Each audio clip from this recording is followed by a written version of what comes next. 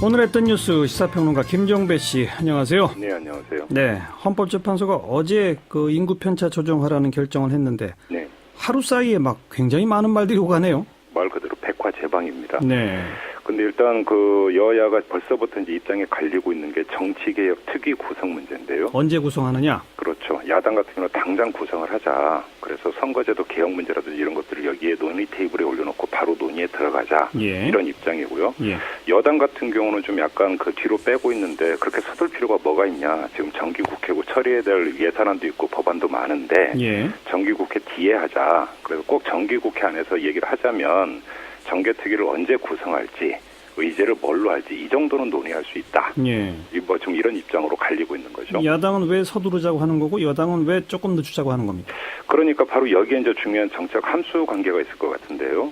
문제는 이 점을, 그러니까 이게 단순히 선거제도 문제나 선거구 문제라고 한다면 이렇게까지 입장이 갈릴 수가 있을까? 예. 이걸 좀 봐야 될 것 같은데 문제는 선거구 획정위원회가 아니라 정치개혁특위라고 하는 명칭에서부터 힌트를 찾아야 될 것 같습니다. 예. 이렇게 돼버리면 선거제도 개편 문제만이 아니라 예를 들어서 그 개헌 문제라든지 이런 것들이 연동이 돼서 논의가 확산이 될 가능성이 높다라는 것이죠. 예. 근데 문제는 그러니까 설령 선거제도 개편으로만 한정을 해서 논의를 한다 하더라도 여기서 자연스럽게 개헌 얘기가 따라붙을 수가 있다라는 그렇죠. 겁니다. 예. 근데 지금 여당 같은 경우는 개헌 이야기를 꺼내려고 하다가 청와대에 의해서 틀어막혀져 있는 상황 아니겠습니까? 예. 바로 이 점 때문에 지금은 엉거주춤한 자세에 좀 눈치 보기를 하고 있는 것이 아니냐.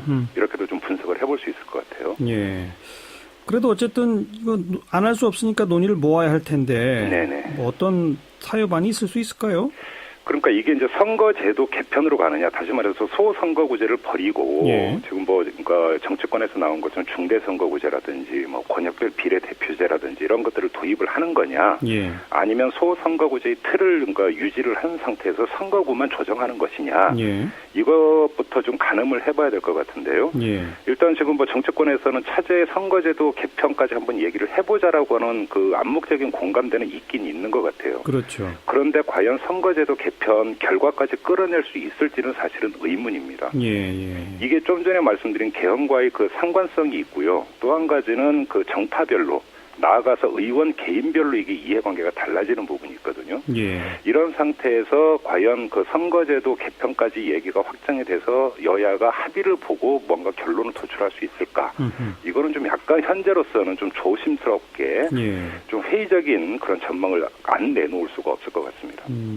이게 논의가 이제 최대치로 본다면 중대선거구제 도입하고 뭐 무슨 그 정당 명부식 비례대표 도입하고 또 내각제적 개헌까지 하고 이게 최대치일 거고요. 그렇습니다. 최소치는 지금 그냥 비례대표 숫자를 왕창 줄여서 지역구를 늘리면 네. 그 농촌 지역구 그냥 가만 놔두고 네. 도시 지역구를 좀 일부 늘리고 이게 최소치죠. 그렇습니다. 최소치로 가서는 안 될 텐데요. 그런데 좀 여기서 좀 그 눈여겨봐야 될 게 하나 있는데요. 뭐냐면 그 이전에 그 여야 공이 지금 혁신위원회를 꾸렸고 예. 정치 혁신 차원에서 어떤 이야기를 했냐면 그 오픈 프라이머리를 도입하자. 예. 이거에 대해서는 사실은 여야는 별로 이견이 없지 않습니까? 예. 아마도 정치 혁신은 이제 첫 번째 결과물로 이걸 내놓을 가능성이 높은데 또 함께 선거제도도 그 좀 얘기 좀 해볼 수 있는 거 아니냐 이런 얘기는 나왔어요. 예. 근데 좀 이 그 선거제도 개편과 오픈 프라이머리를 한데 묶어서 한번 분석을 해보면 재미있는 그 포인트가 나오는데 뭡니까? 오픈 프라이머리라고 하는 것은 사실은 소선거구제를 전제로 한 그 공천 개혁 방안이라고 읽는 게 사실은 상식적이죠. 예. 만약에 중대선거구제로 간다면 한 당에서 복수의 뭐 2명, 3명의 후보도 내놓을 수 있는 것 아니겠습니까? 내야 되는 거죠. 예. 그렇죠. 이렇게 됐을 때 오픈 프라이머리가 얼마만큼 그것이 의미를 갖겠느냐라고 하는 데 있어서 물음표가 찍히는 것이기 때문에 그런데 지금까지 그 여야 혁신위원회 모두 선거제도 개편도 이야기했지만 힘은 오픈 프라이머리에 실어왔다라는 겁니다. 예. 이거는 내심 소선거구제라고 하는 것들을 기정사실화하고 이제 지금까지 움직였던 건데 예. 제가 볼 때는 오픈 프라이머리에 대한 논의 향방을 보면은 그러니까 입으로 이야기하는 것 말고 내심이 어디에 가 있는지를 어느 정도는 가늠해 볼 수 있지 않을까. 예. 이것도 하나의 포인트인 것 같아요. 예. 근데 그걸 지금 여야 혁신위원 또 혁신위원장들의 발언을 놓고 좀 비중을 두셨는데 혁신위원회에서 논의해도 안 되는 경우가 더 많잖아요. 사실 그렇습니다.